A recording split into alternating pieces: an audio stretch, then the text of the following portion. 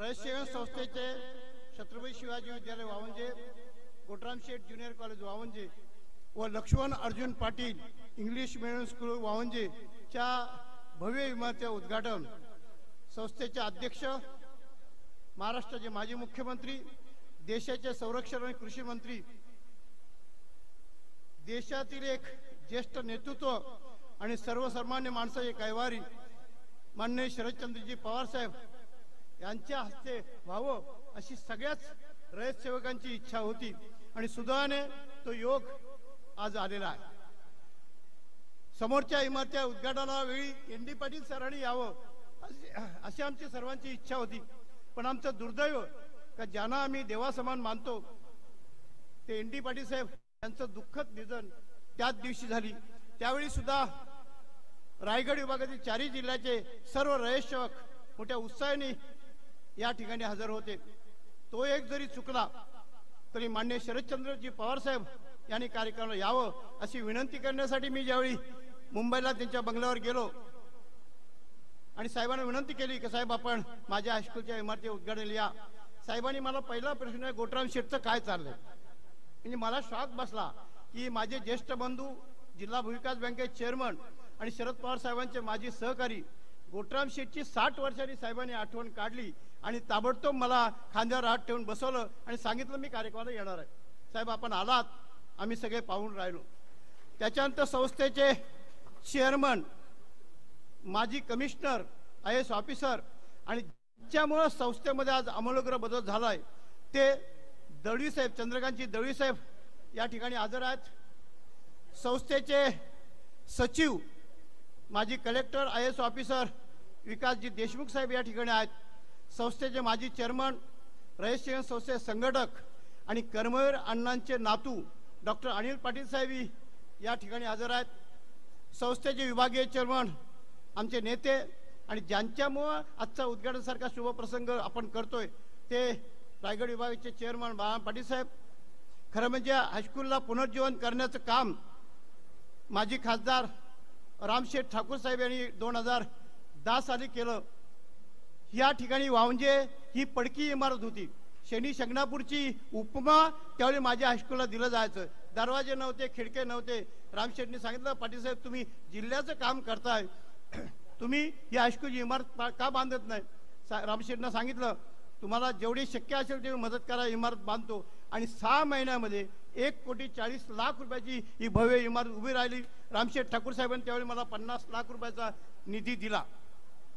रामशेठ ठाकूर ही इमारत बांधण्याच्या अगोदर खासदार असताना प्रशासकीय इमारत ज्या ठिकाणी साहेब आपण बसला होता त्या इमारतीला खासदार निधीतून पैसे दिले आणि त्याच्यानंतर बाळासाहेब पाटील, JM म्हात्रे, महेंद्र घरत आमच्या लॅबोरेटरी, वेगवेगळ्या इमारती सगळ्या समोरच्या बांधून घेतल्या आणि 2014 साली आम्हाला 50 वर्ष या हायस्कूलला बोलता बोलता पुरी झाली।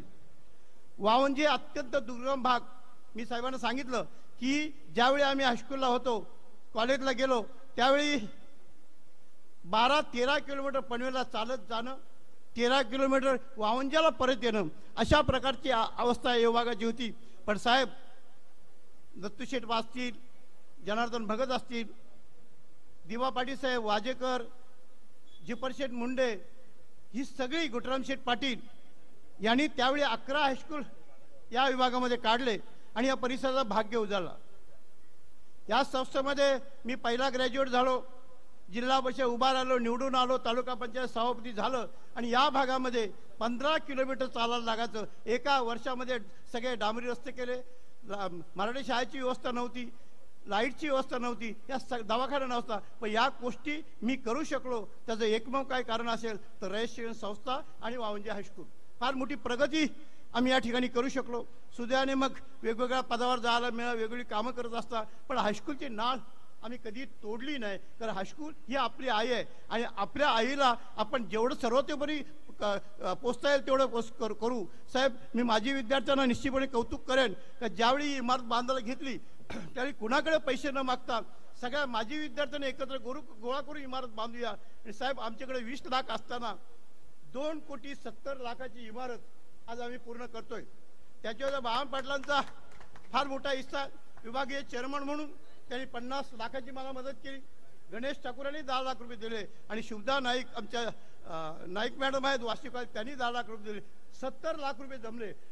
पण राहिलेले 2,70,00,000 2 कोटी माझ्या माजी विद्यार्थ्यांनी, माझ्या सहकाऱ्यांनी, माझ्या मित्रांनी गोळा करून तो इमारत झाली. परंतु इमारतीमध्ये काय काय पाहिजे याची आम्ही चर्चा करता पुण्याचे जनसेवा ट्रस्टचे मंडळी मला भेटली. त्यांनी सांगितलं आम्ही काय मदत करू. मी आपला गरिबीच्या बोल, मला बेंच नाहीत. तर साहेब प्रत्येक वेळी बेंच मागायला मी वाशी कॉलेज, पनवेल कॉलेज, पिंपरी चिंचवडला जात होतो. एक बेंचेस सुद्धा विकत घेण्याची आमची परिस्थिती नव्हती. पण ह्या वर्षी त्या जनसेवा ट्रस्टनी विनंती केल्या 400 बेंच, जवळजवळ 28 लाख रुपये किमतीचे 400 बेंच देत असताना त्यांनी 12 लाखाचं इलेक्ट्रॉनिक साहित्य दिलं. साहेब आपण बघितलं माझ्या प्रत्येक वर्गामध्ये 1.25 लाखाचे फळे आहेत.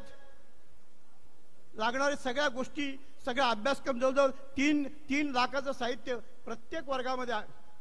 ही इमारत पूर्णपणे मार्बलने आम्ही बनवले. ज्यावेळी इमारत बांधायला घेतली त्यावेळी 20 लाख शिल्लक होते. 20 फुटाची खोली झाली. पण आता इमारतीत काय करावा. माझे मोठ्या भावाचे चिरंजीव लहू पाटील, आम्ही दोघेजण एकत्र बसलो. त्यांनी सांगितलं काका घाबरू नका, मी मोठा कॉन्ट्रॅक्टर आहे, मी इमारतीला सुरुवात करीन. 1 लाख पैसा न घेता ही इमारत उभी राहिली. शक्य असेल तेवढे त्यांना पैसे दिले. अजूनही त्यांचं मी देणं लागत असलो तरी त्यांनी फार मोठं काम या ठिकाणी केलं. त्यांचं कौतुक साहेब आपल्याकडनं होणं गरजेचं आहे. ह्या इमारतीला काम करत असताना मी सहज बोललो की पवार साहेबांना आपण आणायचं आहे तर आपल्याला स्टेज बनणं गरजेचं आहे. त्यांनी त्यांच्या वडिलांच्या नावाने पांडुरंग धर्मा पाटील माजी सरपंच वावंजे त्यांच्या नावाने 10 लाख रुपये खर्च करून हा स्टेज बांधून दिला आहे. हा स्टेज बांधून दिला आहे. म्हणजे जे लागेल. आमच्या इंडाल कंपनीच्या मॅडम इथं आलेले जयश्री काटकर मला 15 लाखाचा हॉल बनवून दिला. त्यांनी काल कबूल केलंय की तुम्हाला स्टडी रूम आणि लायब्ररी तेवढेच पैसे देऊन मी करीन. गॅलेक्सी कंपनीने 34 लाख रुपये देऊन माझ्या सगळ्या गैरसोयी दूर केल्या. थॉमस कंपनीने एक अद्यावत computer room, Bam Patil chairman म्हणून 17 लाख त्यांनी इमारतीला दिलेच. बाकी पैसे मी खर्च केले. पण अद्यावत कॉम्प्युटर रूम साहेब आपल्यासमोर उभी आहे. जे या स्कूलच्या प्रगतीसाठी करता येईल ते करण्याचा निश्चितपणे आम्ही प्रयत्न करतो. अडचणी भरपूर आल्या, पैसे देणारे रोखले, पण आम्ही थांबलो नाही. लहू पाटलांसाठी आपण जमीन विकू, फ्लॅट विकू, पण इमारत बांधू. मुद्दे लाख बुरा चाहे तो क्या होता है वही होता है जो मंजूर है खुदा होता है. परमेश्वराची कृपा असली, अण्णांची कृपा तर आहेच. कारण ही भूमी अण्णांच्या येण्याने पावन झालेली आहे. ज्यावेळी मी कोऑर्डिनेशन कमिटीचा मेंबर सातारला झालो त्यावेळी मी गणेश ठाकूर आणि डॉक्टर अनिल पाटील साहेब इथं आहेत. मी विनंती केली साहेब आम्ही अण्णांना दर्शन नाही घेऊ शकलो पण अण्णांचं अस्थिकरण वावंजाला द्याल का. त्यांनी ताबडतोब मान्य केला. अण्णांचं अस्थिकरण 8 दिवस या ठिकाणी ठेवलं. रायगड विभागातील 4 जिल्ह्यामध्ये अण्णांचं अस्थिकरण दर्शनासाठी आम्ही त्या शाळेमध्ये नेला आणि त्यांच्या येण्याने ही भूमी पावन झाली आहे. आणि म्हणून साहेब आम्हाला पैशाची कसली कमतरता भासत नाही. त्याचं काय कारण असेल तर कर्मवीर अण्णा आहेत. साहेब ही शाळा चालतो वेगवेगळे प्रयोग केले. आम्ही ज्युनियर कॉलेज काढला, तोही इंग्लिश मीडियममध्ये.